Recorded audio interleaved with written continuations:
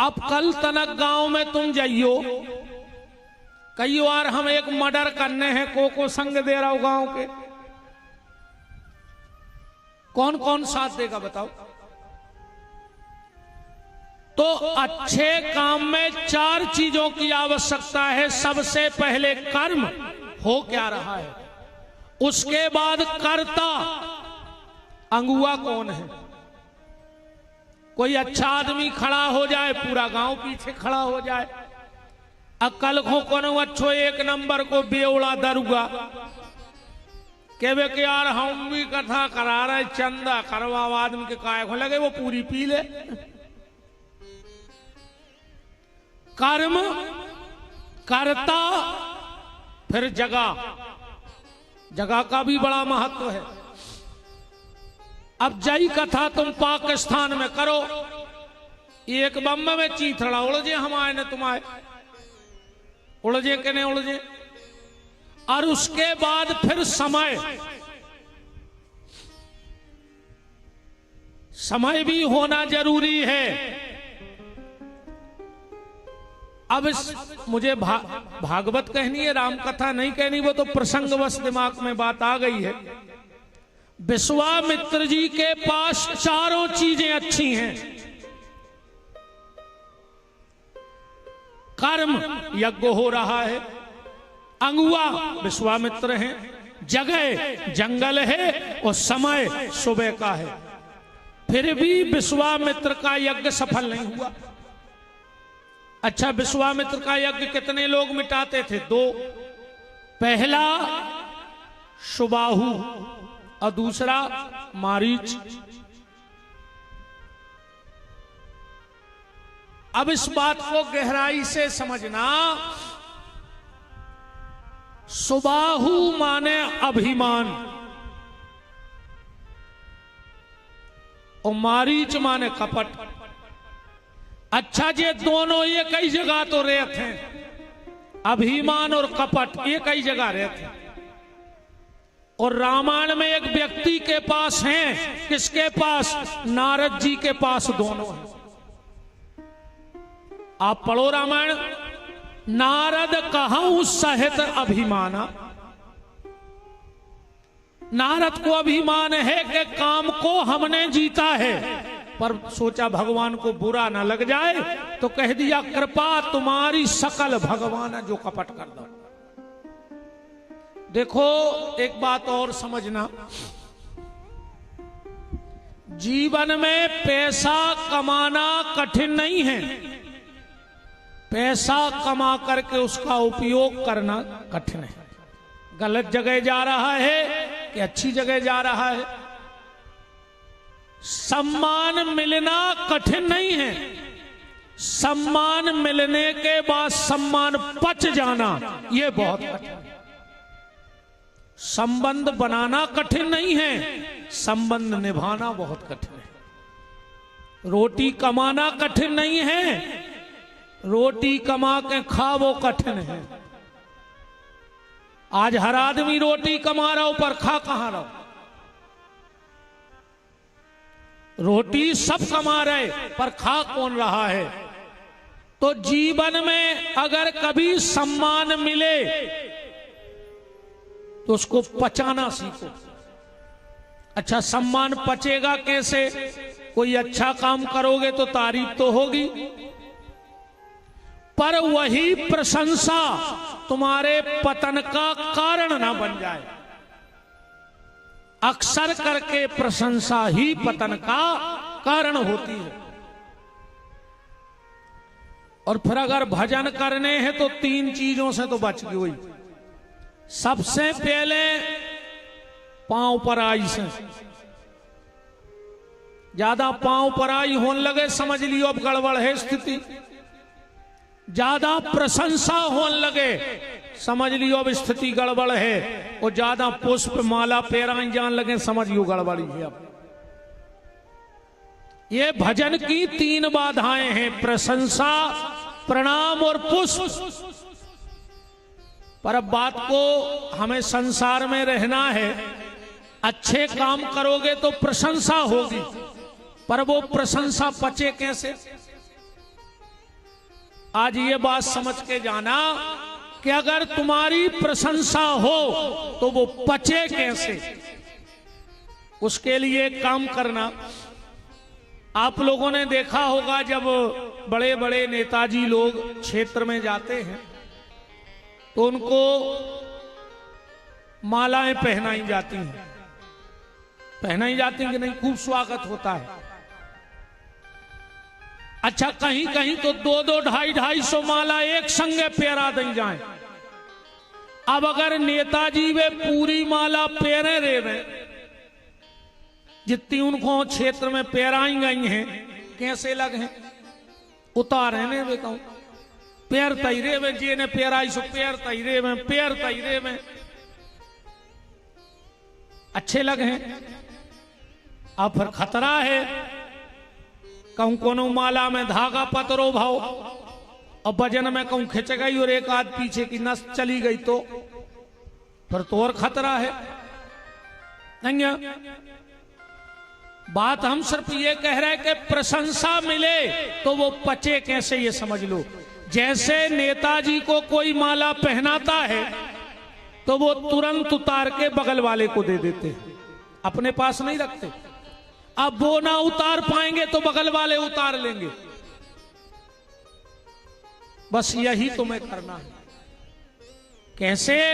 नेताजी को माला पहनाई गई, नेताजी ने बगल वाले को दे दी, और तुम्हें कोई प्रशंसा के शब्दों की माला पहनाए, तुम तुरंत ऊपर वाले को देते जाओ कि प्रभु ये तेरी कृपा से हो रहा है, इसमें मेरा कुछ नहीं है। तो कभी तुम्हें प्रशंसा पतन की तरफ ले ही नहीं जा सकती। बस कोई भी तारीफ करे उसकी कृपा है, और कृपा तो उसी की है प्यारे। जब तक वो चाह रहा है तब तक तुम्हें यहां यश मिल रहा है, और जिस दिन वो नहीं चाहेगा यहां का यश खत्म हो जाएगा। तो मारीच और सुबाहु ये कपट और अभिमान है, नारद जी के पास दोनों हैं। और मन ही हमारा मारीच है। जब तक इस मन में कपट है भगवान को तुम कभी प्राप्त नहीं कर सकते। तन की जाने, मन की जाने, दिल की जाने चोरी, वो सब जानता है कि तुम वास्तविकता में हो का। तो भगवान ने बड़ी कृपा करी कि ये 3 कामों ने बहुत सोच के करे, न कुछ न का होने। तो पहलो काम अन्न में घुन लगा दो। कहूं गेहूं घुनत ने हो तो गरीब आदमी भूखों मर जातो। ये बड़े बड़े आदमी कुआ खोद के 7 पेरी को पिसी गड़ा के धर जाते, पर उनको पता है कि 2-3 साल में तिलूला हो ही जाए, ये सब भी चले ना। गरीब आदमी मर जा तो पिसी दिखाती ने। दूसरा काम उसने ये बहुत अच्छा किया है कि मरवे के बाद मुर्दा में बांस भर गई। अगर मरवे के बाद मुर्दा में बांस नहीं आती तो आज हर घर में 10-12 बब्बा धरे होते सूखे और 10-12 डुकरिए। आदमी सुको सुको रख ले तो कि हमारे 8 नंबर के बब्बा जे 9 नंबर की बहू, वो तो आदमी बसात है, सो आदमी बार देते। और तीसरा काम ईश्वर ने यह बहुत अच्छा किया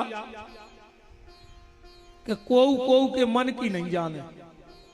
ईमानदारी बताओ, तुम्हें पता है कि बगल वालों तुम्हारे बारे में क्या सोच रहा हो, और अगर ये पता लग जाए तो भागवत तो बाद में हुई है, महाभारत अब हो जाए डांगी ढाना में। बताओ ईमानदारी से। भगवान जानते थे कि अच्छा 2-3 कामों ने बहुत अच्छे जे करे कि पाप में बास नहीं आवे। जैसे कहूं आदमी ने पाप करो को बसात होते पाप, तो चाहे जी को पता पड़ जाता कि जो पापी है, नहीं पड़ जाता। राम और बड़ा दी भज्जा को बढ़ जाए। अब तो 2 दिन हमें काट नहीं है जैसे कटे सो हफ्ता कई गिरे हैं तुम्हारे संग को हमने कथा कर दी फिर नहीं बच रहे हम का सब मिन्न मिन्न कथा हमसे बनत नहीं है जनो हम ही फोने लगे कि कछु हो रहा है। तो बात मारीच की चल रही है। मारीच माने कपट। और आज हम लोग इतनी पूजा पाठ कितनों कर रहे बताओ। पर सुधार है कछु? ईमानदारी बताओ, सुधार है कछु? ऐसे भजन से कछु नहीं होने के हरे राम हरे और घर में मुर्गा दारू धरे। सुक्का करें हरे राम हरे, हमें क्या बता। ऐसे तो भाई तुम्हारे ही चिल्लिया जय श्री राम और दिन डूबो 250 ग्राम। अब क्या करें जय श्री राम, हमें क्या बताओ, क्या करें बताओ। ऐसे भजन से का हो जे। आज का जितना भजन है यही मारीच है, क्योंकि कपट है भजन। जबकि भगवान को छला नहीं जा सकता। शायद मैंने पंचमुखी पे बोला था या नहीं बोला, ध्यान नहीं मुझे। आज के भजन की हालत ऐसी है, ध्यान से सुनियो। ऐसे ही एक डांगी ढाना जैसो गांव हतो, एक ही कुआ हतो। अब पूरे गांव के वही से पानी पियते, दूसरो साधन ही नहीं हतो। एक बार 4 कुत्ता लड़त लड़त वो कुआ में गिर गए।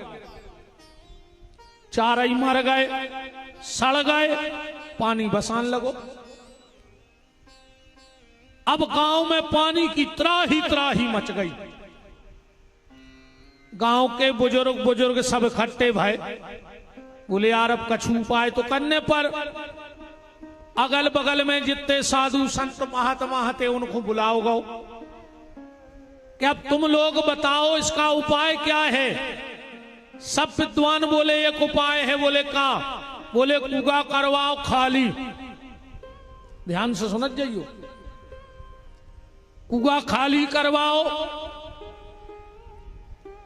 ओ में 2 टैंकर नर्मदा जल डालो, 11 कन्याओं के चरण धोके डालो, तुलसी के पत्ता डालो, सालक राम जी के स्नान को जल डालो, शंख को जल डालो, और जे के घर में जौन तीरथ को जल होए वो सब डालो। गांव भर के बोले 2 टैंकर का अपन 20 टैंकर मंगवा लिए। नर्मदा जलाओ 20 टैंकर। तुलसी डाली गई, सालक राम जी, गौमूत्र, गौ को गोबर, सब जो अच्छी चीजें हैं पूरो होबे के बाद गांव के फिर इकट्ठे भाई पंडित जी हरों बुलाए। बोले महाराज तुमने जो बताओ तो हमोरों ने डबल करो, पर वो कुआ की पानी की बास नहीं जा रही। महाराज जी हरे बोले कारे वे कुत्ता निकारे थे कि नहीं? बोले बे नहीं निकारे, तुमने कही नहीं हती। अब बताओ जब तक वे कुत्ता ने निकार हो, तुम कितना नर्मदा जल पटक दे, कितना तुलसी खा ले, वो कुआ आए आदमी को मन। ध्यान से सुनियो, ये मैं रोज गंगा जल गिर रहा, नर्मदा जल गिर रहा, चरणामृत पी रहे, पर 4 कुत्ता भीतर जाके तई बैठे। काम, क्रोध, लोभ और मोह। जब तक ये 4 कुत्ते बाहर नहीं निकल जाएंगे तब तक भजन अपना प्रभाव नहीं बता पाएगा। और मैं आपसे उसी दिन से निवेदन कर रहा हूं कि पूजा चाहे कम करियो, पूजा चाहे कम करियो, पर आचरण भर अच्छे राखियो तो पूजा की उतनी आवश्यकता नहीं है। ना तुम कितना पूजा कर ले, पर अगर तुम्हारे आचरण गलत हैं तो तुम्हें पूजा को कोई फल प्राप्त नहीं होने। तुम तो मर जा गंगा जी में डूबे डूबे, मर जा नर्मदा जी में डूबे डूबे, होने कुछ नहीं। इस मन में जो कपट भरा है इसको दूर करो। और वो दूर कैसे होगा? मान के चलो आज भगवान को विवाह है, आज को प्रसाद हमारी तरफ से बट जान दे, ठीक? कैसे कल है हमारी विदाई, ऐसो नियम है कि आखिरी दिन महाराज को कछु दाव चाहिए विदाई में, तो आज जो हम प्रसाद बांटे वही कल हमें विदाई में दे दिए। अब प्रसाद में का बांटे हम? कोयला। आज सबको केवला बंटवाएं दे रहा है, और वही कल हमारी विदाई में दे दियो, 1 रुपया न दियो। गांव के सोच रहे हैं अगर केवला में कथा हो रही है तो महीना चलन दे, फिर लगने का है 2-4 सगोना रोज बरवाओ, 2 बोरा केवला महाराज को दो, टीका करो, फ्री बिल्कुल हो जाएगा। पर शर्त एक है, कौन सी? जो कोयला आज हम तुम्हें प्रसाद में देंगे वही कल हमें विदाई में दे देना। पर शर्त जा है कि केवला को कलर बदल जाए और भीतर बाहर से बदले। अब है ऐसी कौन सावन जे में केवला को कलर बदल ले, भीतर बाहर से बदले? और है कोई ऐसा निरमा, पाउडर, साबुन, सोडा जिससे कोयले का कलर बदल जाए और भीतर बाहर से बदल जाए? और अगर कोयले का कलर बदल के दे सकते हो तो मंजूर है। एक उपाय है कोयला के कलर बदलवे को, का कोयला ले जा और चूल्हे में डाल दे, लाल परजे कहने पर, बताओ पर है कहने पर, भीतर बाहर से बदल जे कहने बदल। और जब चूल्हे से निकर है तो फिर करिया बन के न निकर, सफेद बन के निकर है राख। भली कोयला काला चूल्हे में डाला जाए पर निकलेगा सफेद राख बन के। तो जो हमाओ मन होगा है केवला घाई करिया, देखो सत्संग के चूल्हे में डाल दे, जब इतने से निकल है तो सफेद होके निकल है। और निर्मल मन जन सो मोई पावा, अमोह कपट छल छिद्र ना भावा। इस मारीच को अगर ठीक करना है तो इसे सत्संग में लाना पड़ेगा। मारीच की बुद्धि कब सुधरी? जब सीता रूपी भक्ति के पास आ गया। सुधर गई कि नहीं सुधर गई? अरे कहूं ये चूल्हे में नहीं आ रहा है तो फिर जाओ चूल्हे में, हमें लेने देने क्या है, मार जा। या तो सत्संग के चूल्हे में आओ और न जाओ चूल्हे में। और यहीं से हमारी कथा पकड़ते हैं हम। यहां मारीच कपट करके गया और वहां पूतना कपट करके गई भगवान के पास, छद्म भेष धारण करके। क्योंकि क्या हुआ, जब नंद उत्सव चल रहा था, नंदस्तुम आत्मज उत्पन्ने जाता अलहादो महामनः आहूय विप्रवेद ज्ञान स्नाता सुचिलंकृता। कछु ग्वालों ने नंद बाबा से कही के बाबा, कंस हमारा राजा है, हमें टैक्स भी जमा करना है। देखो जनता का काम है कि सरकार का टैक्स भरे, ये जनता का दायित्व है कि टैक्स भरे। पर सरकार का भी काम है कि जनता की 3 मूलभूत सुविधाओं का विशेष ध्यान रखे। सबसे ज्यादा धन खर्च पढ़ाई में करना चाहिए सरकार को। सबसे ज्यादा धन खर्च सरकार शिक्षा में करे, स्वास्थ्य में करे और सुरक्षा में करे। 3 जगह सरकार का पैसा लगना चाहिए। शिक्षा, स्वास्थ्य और सुरक्षा, माने सेना पे पैसा खर्च ज्यादा होना चाहिए देश का। नंद बाबा गए, कंस के यहां लड्डू रखे और कंस को बताया हमारे यहां बेटा हुआ। कंस समझ गया यही मेरा मारने वाला है। अच्छा ईमानदारी बताएं, कंस आय को कम से कम, ज्यादा नहीं तो 100 कंस डांगी ढाना में बैठे हैं पंडाल में आज। 100 से ज्यादा न कर हैं, विपिन बिहारी की गारंटी है। कितने कंस बैठे आज पंडाल में? 100 से ज्यादा। अब तस्वीर हम दिखा रहे हैं, अगर तुम्हें अपना असली रूप दिख जाए, अगर तुम्हें अपना असली रूप दिख जाए तो आज ही अपना आधार कार्ड बदलवा लेना। जहां भी आधार कार्ड बदलवाया जाता हो नाम, तो वहां जाकर अपना नाम बदलवा लेना।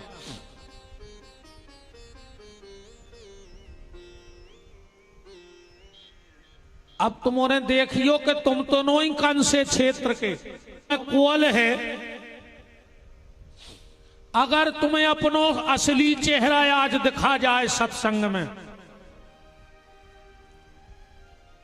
तो नाव जरूर बदलवा लियो आधार कार्ड पे, सुधरवा लियो पे, लिखवा लियो कि डांगी ढाना के कंस या नरसिंहपुर जिले के कंस। पहला आईना, कंस एक दिन अपने मां बाप के पैर छूने गया। हालांकि वो छूता नहीं था पैर,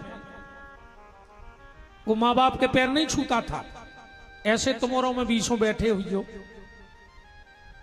मां बाप के पांव नहीं पड़ा तुमोरे। तुमोरों से तो बाबों के पांव पर वाले और नेतों के पांव पर वाले, ये मैं बहुत आगे हो तुमोरे। हाँ, हमें उतेसन करवे में ऐसो लगत के कोनो पीछे से पांव ने पकड़ लेवे ना, हमारा मुंह मिट जाएगा। चलत में पांव पकड़ लेता आदमी, हमारे पांव पल्ले हम विमान उतार दे तुम्हें तय, हमारे पांव में चटक नहीं लगी गाय, तुम्हारे पूरे पाप धोबने के लिए हमारे पांव पल्ले उसो। आदमी ऐसे बिल्कुल मूड धर के तो पांव परत है। अरे कम से कम बाप के ऐसे ही पल्ले यार, तो हम जैसों के पांव परवे की तुम्हें जरूरत ही नहीं। अगर सुबह उठ के माँ बाप के पैर छूने लगो तो मोने ने बाजे जो थप्पड़ी बिल्कुल। इनसे कह दे बाबों के पांव परवे की, घर वाले के तुम पांव नहीं परो, अब बाबों के प्राण खाए ले। अच्छा उठाओ हाथ को पांव परत रोज पति के घर। भगवान देख रहा ईमानदारी से उठत जो आधे हाथ नीचे हो गए। वो तो जाकाओ रे वो करवा चौथ सो चल गाओ, सुबह साल में एक बार पांव पर ले न बे नहीं परे। वो दिन भी कैसे पांव परत पता है कि आप अंदर आ रहे हमें पांव पड़ने हैं, तो सबके सामने पल ले तो का नाक कट गए तुम्हारी।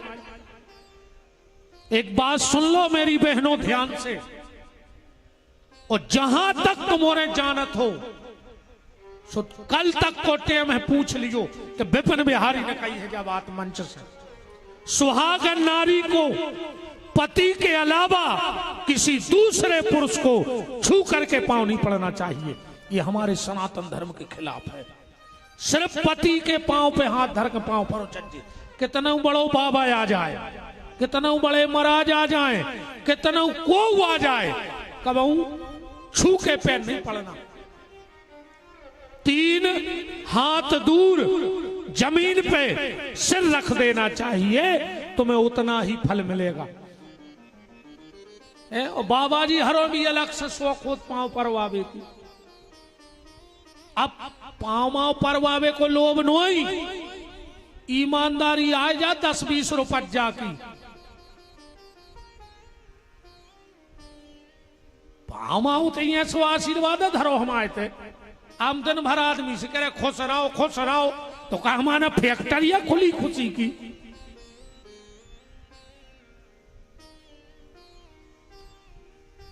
अब ध्यान रखियो, आ जाई पल लियो घरे जाकर के पाँव घरवारे के, वो भी चेट गया लेके देखे कि सुधर गई रे 6 दिना में क्या होगा।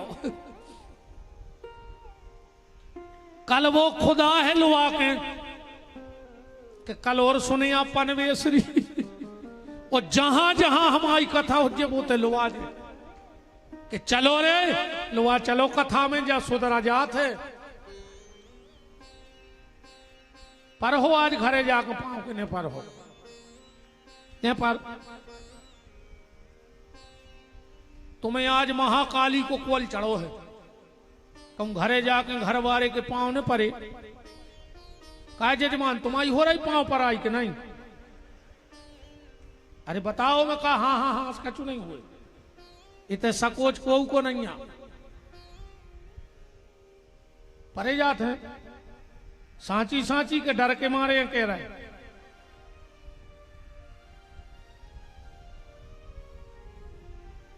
तो कंस कभी अपने माता पिता के चरण नहीं छूता था और वो हम भी नहीं करते। पर अब बात को पकड़ना कि हम कंस कैसे हैं। एक दिन कंस गया और अपने पिताजी के चरणों में सिर रख दिया और उन्हें 2 ही पांव पकड़े और दो झटका बाप को सो जेल में बंद कर दो। वो एक होगा तो पांव पर भी। अब कथा समझना, कंस ने अपने बाप को जेल में बंद कर दिया। और अगर तुमने अपने घर में बूढ़े माँ बाप का बोलना बंद कर दिया हो तो समझ लेना कि तुम भी कलयुग के कंस हो। अगर तुम्हारे मारे तुम्हारे माँ बाप बोल ना पा रहे हो तो तुम गारंटी से कंस हो। अरे राम राम, जिस माँ बाप ने तुम्हें बोलना सिखाया अब तुम बुढ़ापे में उसको चुप रहने को कह रहे हो। बोलो, ऐसा ही है। जिस माँ बाप ने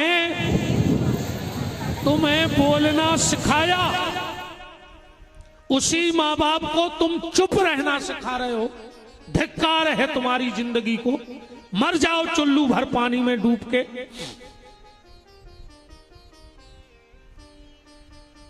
माँ बाप ने तुम्हारे जन्म पे तुम्हें नयन तारा कहा और तुम बड़े हुए तो उसको न्यारा कर दिया। यह तुम्हारी सभ्यता और संस्कार है।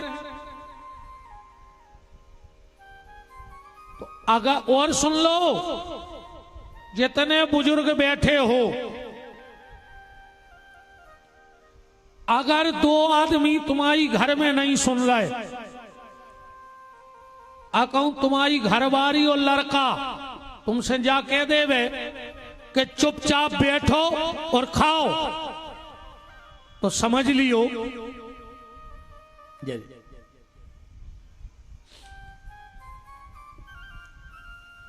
तो समझ जाना कि अब तुम्हारे घर में कुत्ते से भी कम इज्जत बची है तुम्हारी।